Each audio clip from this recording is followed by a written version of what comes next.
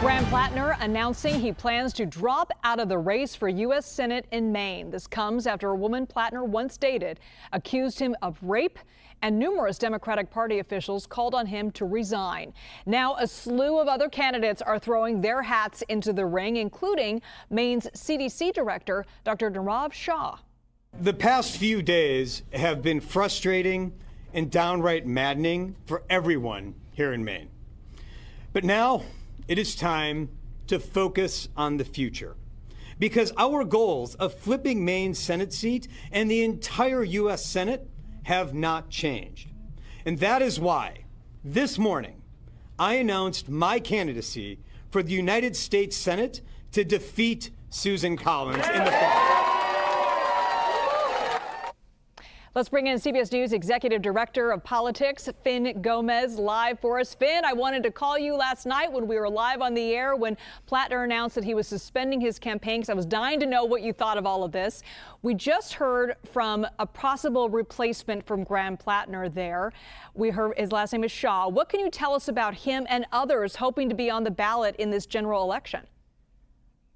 Yeah, Liz, and I was watching last night. I thought you guys did a heck of a job. I will say, look, despite the announcement last night that he is suspending his campaign, Graham Plattner has yet to formally file his paperwork with Maine Secretary of State's office to officially withdraw from the Senate race. Sources tell CBS News, Liz, that Plattner told campaign staff that he does not plan to file that paperwork until Monday, which is the final deadline to do so. But as you mentioned, it is quickly becoming a very crowded field here. Several candidates have thrown their hat into the ring, including former Maine Senate President Troy Jackson, Nirav Shah, who you just mentioned. He announced this morning. Also, businessman and outsider candidate Dan Cleven has also announced his candidacy that he is running, as well as former congressional staffer Jordan Wood. And now, just a short time ago, Maine Secretary of State Shenna Bellows is also running, she says. And there's also other contenders who are considering jumping into the fray. But once Plattner formally files, Liz, it's important to remember Democrats have until July 27th to choose a replacement nominee. Maine Democrats will hold a delegate nomination convention to pick that nominee. And I think the challenge now for party leaders will be picking someone who can unify the party amidst all this chaos that we've been seeing over the last several days. And then remember, they have to immediately pivot to the general election to face incumbent Senator Susan Collins. Now, looking at that list of candidates there, Finn, are some of them progressive or some of them more traditional Democrats?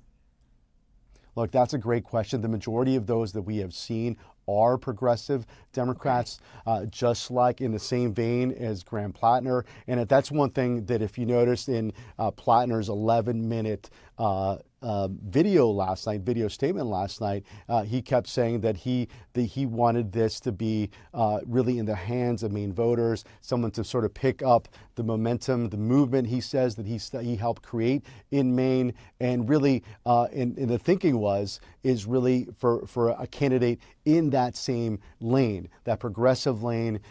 Progressives throughout the midterms landscape we have seen have some electoral success.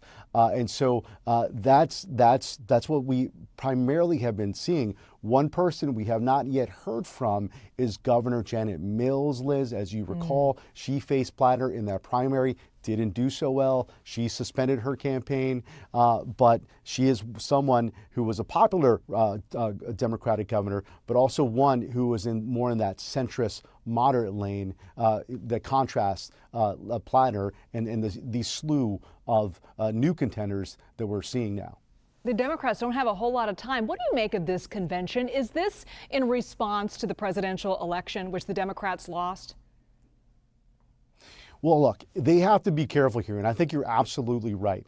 Look, if we go back to 2024, when Joe Biden left the race in that cycle, and there was a lot of criticism later for what many Democrats, base Democrats, felt was an anointment, essentially, of Kamala Harris to be the nominee in that cycle. What we've been hearing from Democrats is they don't want that, because that really caused a backlash, and that sort of the reverberations of that decision is still being felt now in this cycle. So if there are any echoes of that same process, I think you could have you could irk a lot of those progressive Democrats, a lot of those base voters who did not like that, and they definitely don't want to have this happen again in Maine.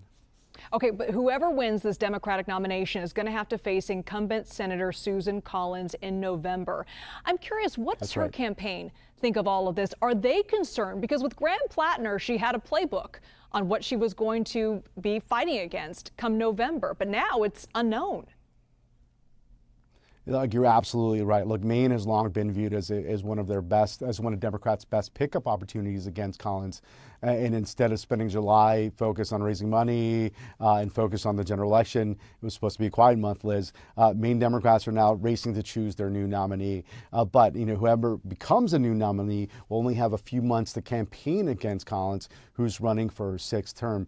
Republicans close to Collins tell me that the dynamic has changed, they believe, to their favor. And even though Collins was considered one of the most vulnerable Republican incumbents at the beginning of this cycle, the chaos that we've seen over the last few days, they said on the Democratic side, they feel will only help her and her candidacy. It doesn't mean, Liz, that Collins will have an easy ride from here until November. Remember, there's an anti-incumbent, anti-establishment fervor that we've been seeing not just in Maine but throughout the political landscape.